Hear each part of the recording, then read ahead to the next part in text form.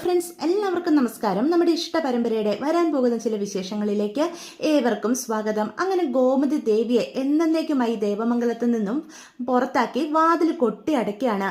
അപ്പം തന്നെ പുറത്താക്കുന്ന ഗോമതിയുടെ മുന്നിൽ ദേവിയാണെങ്കിൽ കാല് പിടിച്ച് കരയുന്നുണ്ട്. അമ്മേ, എന്നെ പുറത്താക്കല്ലേ അമ്മേ, എന്നോട് ക്ഷമിക്കമ്മേ എന്നും പറഞ്ഞ്. പക്ഷെ ഒരു വിധത്തിലും ഇനി ദേവിയോട് ഒരു ദയ കാണിക്കാൻ ഗോമതിയുടെ മനസ്സ് തയ്യാറല്ല. ദേവി ചെയ്ത ചതിയും വഞ്ചനയും അത്രയധികം ഗോമതിയെ മാറ്റിയിട്ടുണ്ട്. ദേവിയെ പോലൊരുത്തി ഇനി എന്റെ ജീവിതത്തിൽ വേണ്ട എന്ന കടുത്ത തീരുമാനത്തിലാണ് കേട്ടോ നമ്മുടെ ആനന്ദും. ഇനി അവളെ ഭാര്യയുടെ സ്ഥാനത്ത് തനിക്ക് സങ്കല്പിക്കാൻ പോലും പറ്റില്ല. തനിക്ക് സ്വസ്ഥതയും സമാധാനവുമാണ് വേണ്ടത് എന്നൊരു ഉറച്ച നിലപാടിൽ എത്തിച്ചേരുക. പക്ഷെ ബാലൻ മാത്രം ദേവി ചെയ്ത ചതിയിലും ഏറ്റവും കൂടുതൽ വേദനിപ്പിക്കുന്നത് ദേവിക്കെങ്കിലും തന്നോട് സത്യങ്ങൾ തുറന്നു പറയായിരുന്നു. ഒരു മകളെ പോലെ താൻ കണ്ട് സ്നേഹിച്ചിട്ട് എങ്ങനെയാ തന്നോട് ഈ കള്ളങ്ങൾ ഇത്ര പറഞ്ഞത് എന്നുള്ള ഒരു വേദന മാത്രമേ ഉള്ളൂ കേട്ടോ. പൂർണ്ണമായിട്ടും ദേവിയോട് ഒരകൽച്ച ബാലന് തോന്നുന്നില്ല. മീനുവിനും മിത്രയ്ക്കാണെങ്കിലും ദേവിയുടെ സഹതാപം മാത്രമേ ഉള്ളൂ. അച്ഛനും അമ്മയും പറയുന്നത് കേട്ട് നിവർത്തി കേടുകൊണ്ട് എന്തൊക്കെയോ കാട്ടിക്കൂട്ടി. ഓരോ കള്ളങ്ങളും സത്യമാക്കാൻ അതിനു മേലെ വീണ്ടും വീണ്ടും കള്ളങ്ങൾ പറഞ്ഞ് ഒരു വലിയ കള്ളങ്ങൾ കൊണ്ട് തീർത്ത കൊട്ടാരത്തിന് മുകളിൽ കയറിയിരുന്നു. തകർന്നു വീണപ്പം എല്ലാം കൂടി തകർന്ന് തരിപ്പണമായി മാറിയ ഒരു പാവ സ്ത്രീയോട് തോന്നുന്ന സഹതാപം മാത്രം.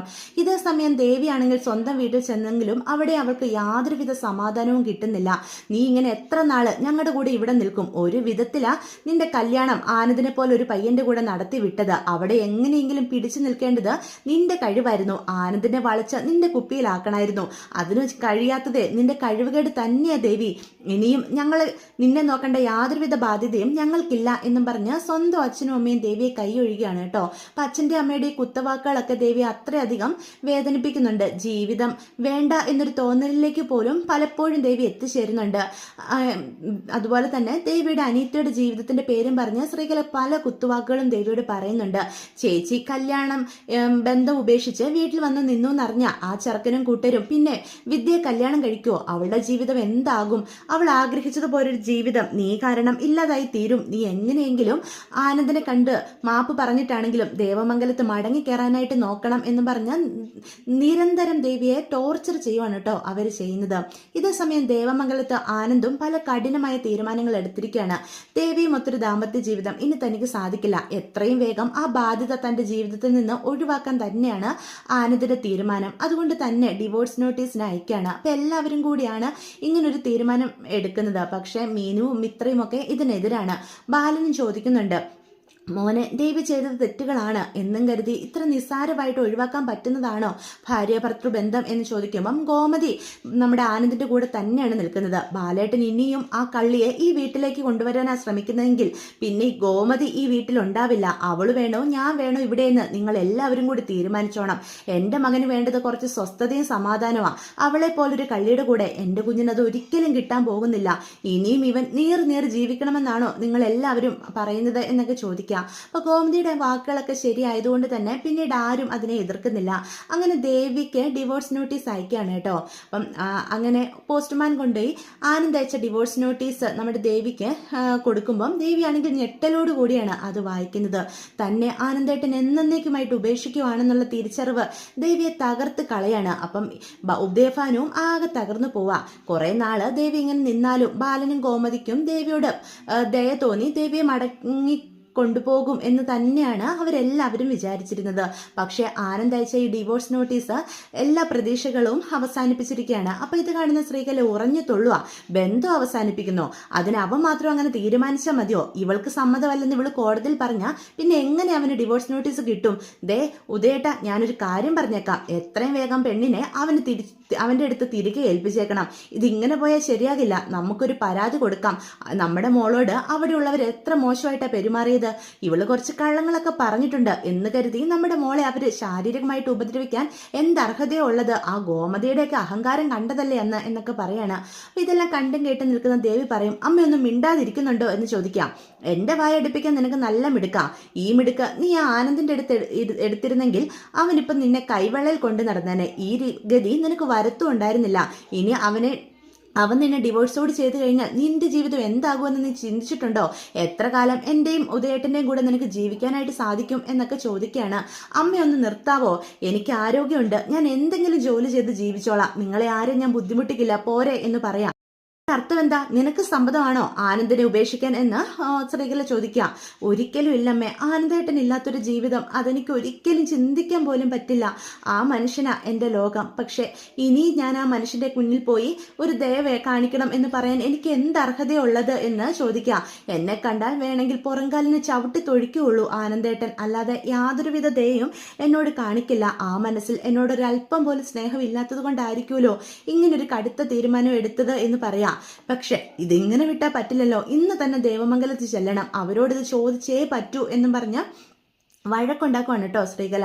അപ്പൊ ശ്രീകലയുടെ ശല്യം സഹിക്ക വയ്യാതെ ഉദയഭാനു ബാലനെ പോയി കാണാനായിട്ട് തീരുമാനിക്കുകയാണ്. ബാലനാണെങ്കിൽ വലിയ പ്രശ്നമൊന്നുമില്ലാതെ മര്യാദയ്ക്ക് സംസാരിക്കും എന്നുള്ള പ്രതീക്ഷയോട് കൂടിയാണ് അവിടെ ചെല്ലുന്നത്. അപ്പോൾ ഉദയഭാനു ബാലന് മുന്നിൽ പരങ്ങി കളിക്കുന്ന കാണുമ്പോൾ തന്നെ ബാലന് കാര്യം മനസ്സിലാകുന്നുണ്ട്. അല്ല, എന്തിനാ വീണ്ടും ഇങ്ങോട്ട് വന്നത് എന്ന് ബാലൻ ചോദിക്കുക. അത് പിന്നെ ബാല, ഒരുപാട് തെറ്റുകൾ ചെയ്തിട്ടുണ്ട്. എൻ്റെ മോള് നല്ലൊരു കുടുംബത്തിൽ നല്ലൊരു ചെറുപ്പക്കാരന്റെ ഭാര്യയായി ജീവിക്കുന്നത് കാണാനുള്ള കൊതി കൊണ്ടാ എന്ന് പറയാണ്. ഇപ്പം ആനന്ദ് മോൻ എൻ്റെ മോളെ ഉപേക്ഷിക്കാൻ തീരുമാനിച്ചിരിക്കുക. അവൻ അയച്ച ഡിവോഴ്സ് നോട്ടീസ് അവള് കൈപ്പറ്റിയിട്ടുണ്ട്. നിങ്ങൾ എല്ലാവരും കൂടി അറിഞ്ഞുകൊണ്ടാണോ ഇങ്ങനെ ഒരു തീരുമാനം എടുത്തത്? ബാലന് ഒരു പെൺകൊച്ചിന്റെ അച്ഛനല്ലേ, അവൾക്ക് ഈ ഗതി വന്നു കഴിഞ്ഞാൽ സഹിക്കാൻ പറ്റുമോ എന്നൊക്കെ ചോദിക്കുകയാണ്. അത് കേൾക്കുന്ന ബാലൻ പറയും, ഒരു പെൺകൊച്ചിന്റെ മാത്രം അച്ഛനല്ല ഞാൻ, 3 ആൺമക്കളുടെയാ. എൻ്റെ ആനന്ദമോൻ ഞാൻ പറയുന്നത് അനുസരിച്ച് മാത്രം ജീവിക്കുന്ന ഒരു പാവവാ. അവന്റെ ജീവിതം ഇന്ന് ഈ അവസ്ഥയിലായിത്തീരാൻ ആരാ കാരണക്കാരനെന്ന് നിങ്ങൾ ചിന്തിച്ചിട്ടുണ്ടോ? ഈ ഞാൻ നിങ്ങളെയൊക്കെ കണ്ണുകടിച്ച് വിശ്വസിച്ച ഞാൻ കാരണമാ എൻ്റെ മകൻ ഇന്ന് നീറി കഴിയുന്നത്. കള്ളങ്ങൾ കൊണ്ട് അവന്റെ ജീവിതം മുഴുവനും നിങ്ങൾ തകർത്ത് കളഞ്ഞു. അവനിനി നിങ്ങളുടെ മകളെ വേണ്ട എന്ന് തീർത്തു പറയുമ്പോൾ ഒരിക്കലും ഞാൻ അതിനെ എതിർക്കില്ല. എൻ്റെ മകന്റെ തീരുമാനം എന്താണോ അതിനനുകൂലമായി മാത്രമേ ഞാൻ നിൽക്കുള്ളൂ. ഒരച്ഛൻ എന്ന നിലയിൽ എനിക്കിനി അത് മാത്രമേ ചെയ്യാനായിട്ട് സാധിക്കൂ.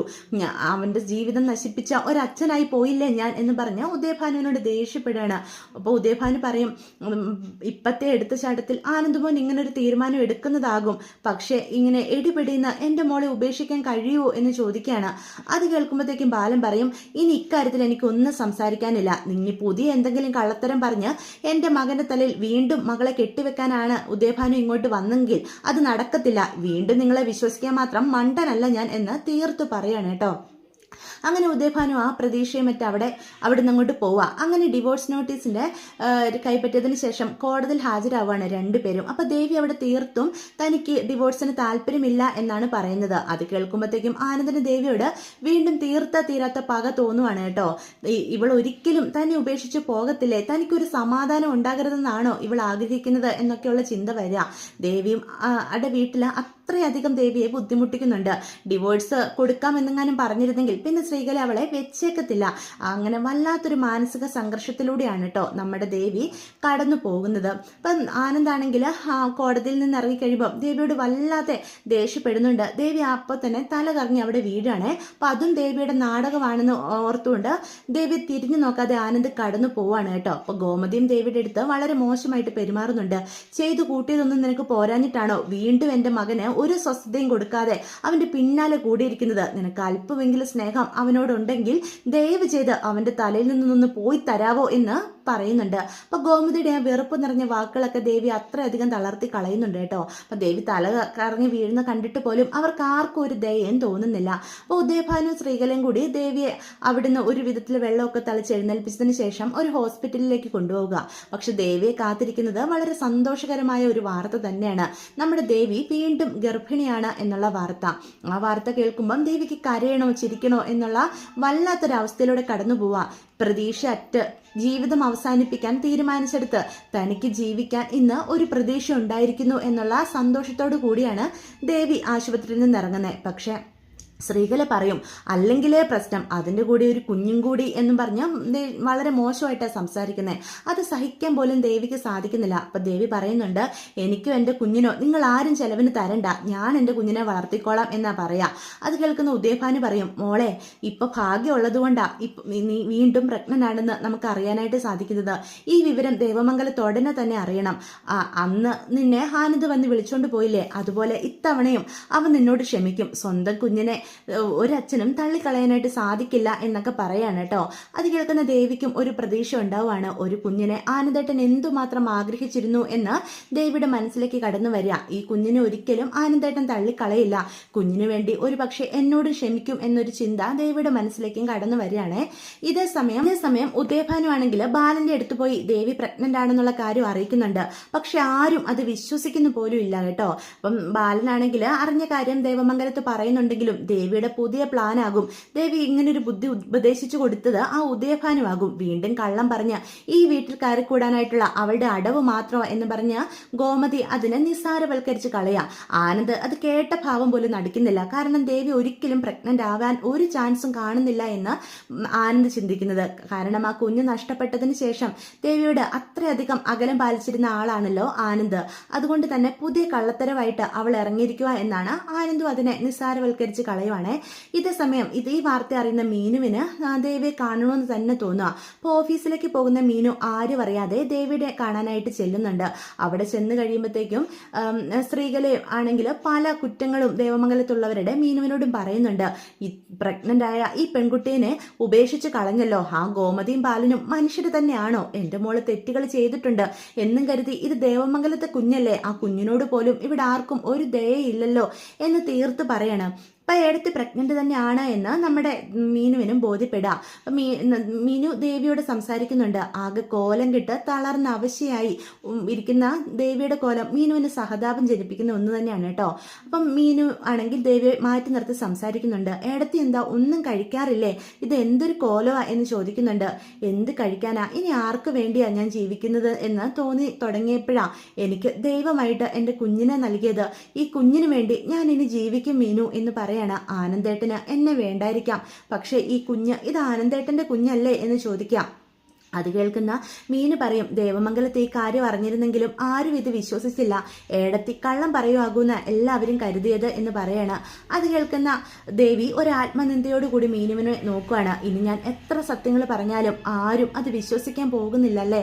പക്ഷെ മീനു ഇത് സത്യമാട്ടോ, ഇത് കുഞ്ഞ് ഉള്ളതാ, ഞാൻ വീണ്ടും പ്രഗ്നന്റാ, ദേവു എൻ്റെ പ്രാർത്ഥന കേട്ടു, ചിലപ്പം എനിക്ക് നഷ്ടപ്പെട്ട എൻ്റെ കുഞ്ഞ് തിരികെ വന്നതായിരിക്കും ഈ അമ്മയുടെ വേദന കണ്ടിട്ട് അല്ലേ മീനു എന്ന് പറയണേ. ദേവിയുടെ ആ സംസാരം കേൾക്കുമ്പോൾ മീനുവിന്റെ കണ്ണ് നിറഞ്ഞൊഴുകാണ്. നീയെങ്കിലും എന്നെ കാണാൻ വന്നല്ലോ, എനിക്ക് സന്തോഷമായി എന്ന് പറയാ.